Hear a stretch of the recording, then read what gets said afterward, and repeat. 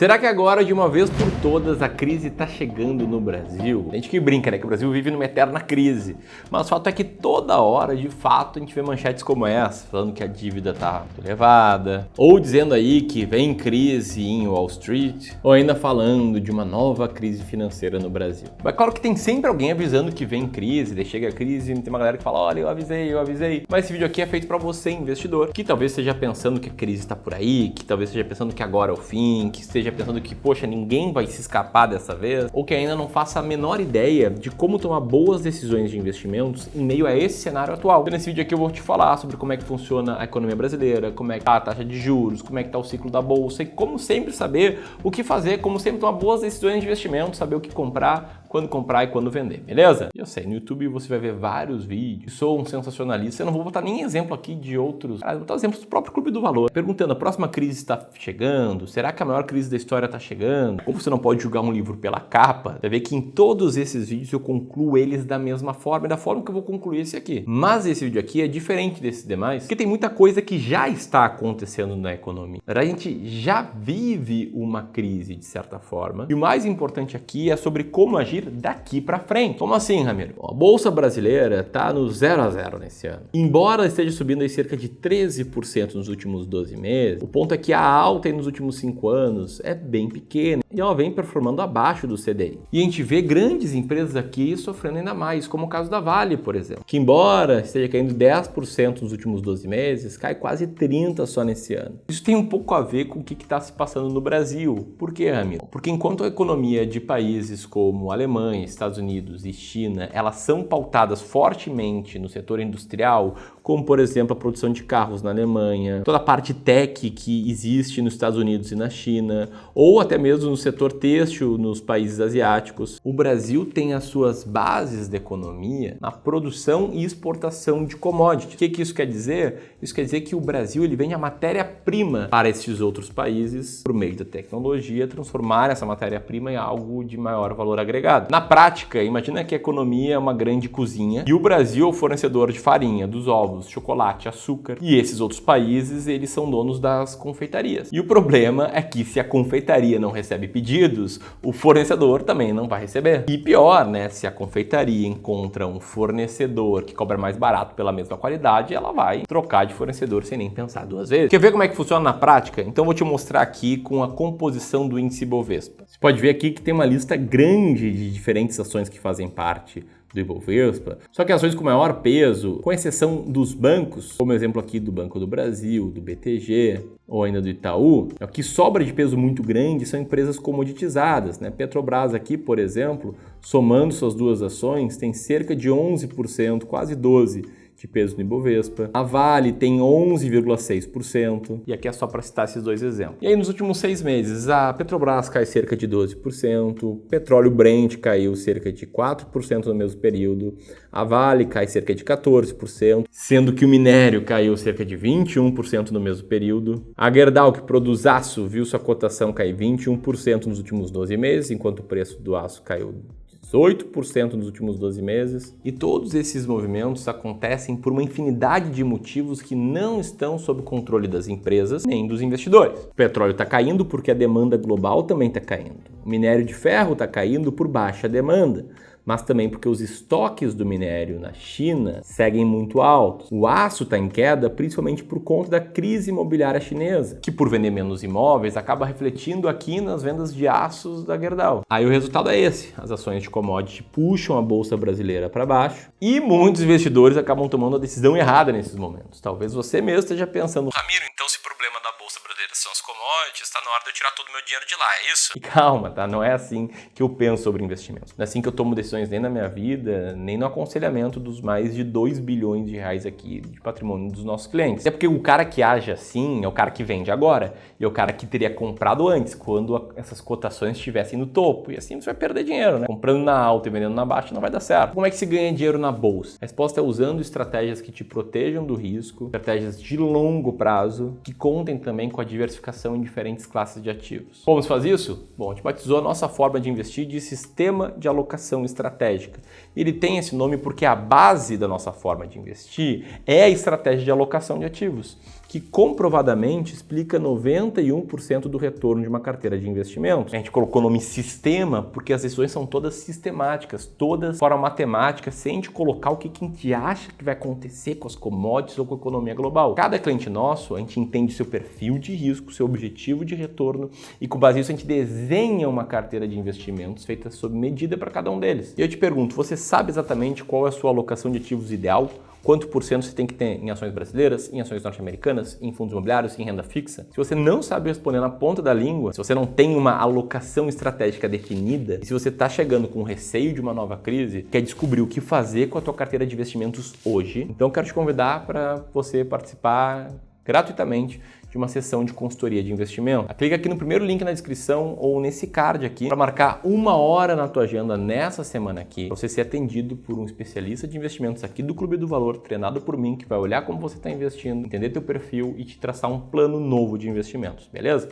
Aperta aqui para agendar uma conversa, enquanto te mostro a mensagem que a gente recebeu recentemente de alguém que passou por essa consultoria, dizendo que está com bons resultados e muita confiança para investir. Quando você vai fazendo isso, vai agendando sua sessão de consultoria, deixa eu te falar sobre a taxa de juros, tá? Porque até aqui eu contextualizei a parte das commodities. Só que o problema da Bolsa Brasileira, ela não está somente nas commodities, também está no governo, naquilo que eu chamo de risco Brasil. Quando eu falo que está no governo, não me leva a mal, não estou falando aqui com o meu viés liberal, que sim, eu tenho esse viés, não estou falando aqui com o meu viés antipolíticos, que eu também tenho esse viés, falando aqui no fato de que o risco Brasil está mais elevado. Está havendo a precificação de uma interferência governamental. O que acontece desde que o Brasil é Brasil? Essa imagem aqui que cruza a variação da Bolsa com capas de notícias, ela explica bem o que eu estou querendo dizer. Sempre que a Bolsa está em queda, as notícias são ruins e quando a Bolsa está em alta, as notícias são boas. Então sempre que você vê uma crise estampada nas notícias e no preço, seja porque o preço das coisas caíram bastante, seja porque ele está igual ao que estava muitos anos atrás, as manchetes elas vão ser ruins. Se você abrir a parte de política de qualquer jornal, qualquer site de notícias, você vai ver notícias assim, dizendo que o governo quer gastar ainda mais, que o rombo fiscal não para de crescer, que a dívida não para de crescer. Isso que está acontecendo com a economia hoje, tá? Isso aqui não são previsões, não são especulações, é fato. O déficit nominal está superior, inclusive, ao que era no auge da pandemia. Significa que as despesas totais do governo, incluindo o pagamento da dívida e dos juros da dívida, abre parênteses aqui, tá? Uma das formas de resolver isso não é auditando a dívida, não é dando calote na dívida interna, isso aqui só pioraria a crise, fecha parênteses. Eles estão maiores do que a receita total arrecadada no período. E o motivo disso está no afrouxamento das regras fiscais e no aumento de gastos do governo, comportamentos que fizeram a dívida pública chegar ao maior patamar desde novembro de 2021 e agora já somos mais de 8 trilhões devido. Nesse contexto, o déficit do período de 12 meses até junho foi de 1 trilhão no acumulado. Esse déficit aqui equivale a quase 10% de todo o PIB brasileiro. E aí, quando está faltando dinheiro, o que é preciso fazer? É preciso ganhar mais. E o governo ganha mais arrecadando mais impostos. Existem basicamente duas formas de arrecadar mais impostos. Com a economia crescendo e mantendo a taxa tributária, né, o quanto da economia acaba sendo tributado, ou aumentando a carga tributária, que foi o que o governo fez. Até que em junho a arrecadação federal bateu recorde e alcançou mais de 1 trilhão só no primeiro trimestre desse ano. A quantia trimestral arrecadada é a maior entrada de recursos tributários no período desde 1995. E esses movimentos, além de afetarem a bolsa, aparecem em outros indicadores macroeconômicos. A inflação acumulada em 12 meses bate nos 4,5%, que é o teto da meta do governo. E o mercado já fala de uma possível alta da taxa Selic. E aí está o panorama todo traçado. Eu quero te falar sobre como isso afeta os investimentos no Brasil. Talvez você que seja investidor já esteja cansado de ouvir que a Bolsa Brasileira nunca decola. Se você começou a investir onde a maior parte dos investidores começaram a investir, entre 2019 e 2021, você está ou no 0 a 0 ou com lucro muito pequeno em relação ao risco que você está correndo. Eu sei que dá vontade de pegar, vender tudo e ir para o tesouro direto. Você pensa assim, toma cuidado com as suas ações, porque primeiro, tá? Se você fizer isso, vender bolsa agora, comprar ativos de renda fixa, vai estar seguindo o efeito manada. Segundo, sim, a bolsa cai, ela passa períodos de 5, às vezes de 10 anos no 0 a 0, mas no longo prazo ela sobe dessa forma, ela sobe caindo. Já vou te explicar um pouco melhor isso. E terceiro, eu vou te dar duas opções do que fazer com o seu dinheiro para te ajudar a fugir dessa armadilha e para que você passe a investir com base em estratégias. Vamos lá, primeiro ponto, tá? Efeito manada. Olha só essa tabela aqui em que eu cruzo investimento em fundos de ações ou resgates de fundos de ações com o desempenho da bolsa no período. Pode ver ali que em 2006, 2007, A bolsa subiu bem nos 2 anos, investidores colocaram cerca de 32 bilhões de reais em ações. Em 2008 a bolsa despencou e os investidores tiraram quase 10 bi em ações. 2013, 14 e 15 foram anos de queda e nesse acumulado os investidores tiraram muito dinheiro da bolsa. Eles tiraram 13 bilhões em 2014, 18 bilhões em 2015 e 9 bilhões em 2016, um ano de alta.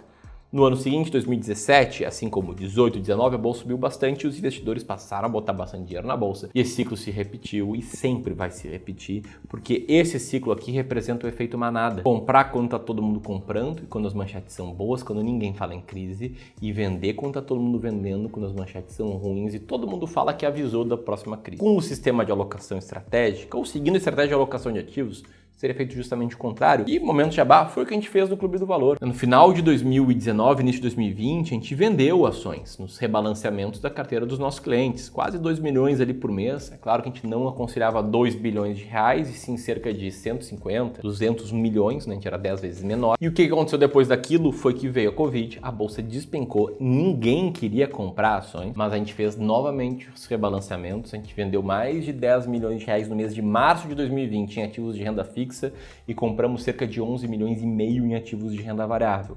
Por quê? Porque a gente sabia que no mercado financeiro essa crise ia passar rápido e que a bolsa ia subir rapidamente? Não. A gente fez isso porque a gente estava seguindo a estratégia de alocação de ativos, que funciona de um jeito muito simples, tá? Primeiro você desenha uma carteira ideal, como esse exemplo aqui, tá? Essa alocação que a gente chama de sofisticada, que é 60% renda variável e 40% renda fixa, e depois você monitora a sua carteira para estar trazendo ela sempre de volta para essa composição que você entendeu ser a ideal para ti. Mas vamos lá, segundo ponto que eu citei, a bolsa ela sobe caindo. Pega um gráfico mais longo aí da bolsa, pode ver que ela tem algumas pernadas de alta, seguidas de alguns momentos de lateralização. Só que é claro, se você fizer um recorte anual ou trimestral, o resultado é diferente. Esses vales acabam assustando principalmente os investidores de curto prazo que não estão na bolsa no jogo de longo prazo.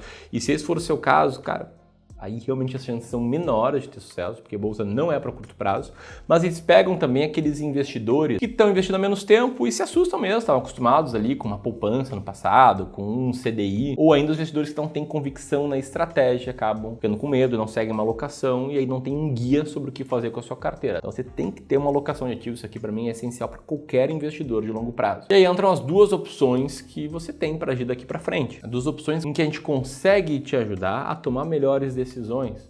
A primeira com conhecimento.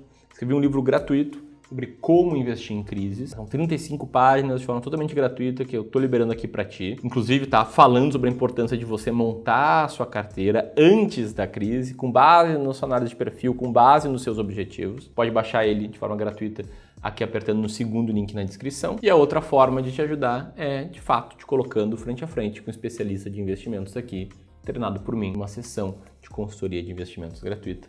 Aperta aqui para agendar agora a sessão de consultoria, aperta aqui para assistir um vídeo bem complementar a esse. Um grande abraço e até mais.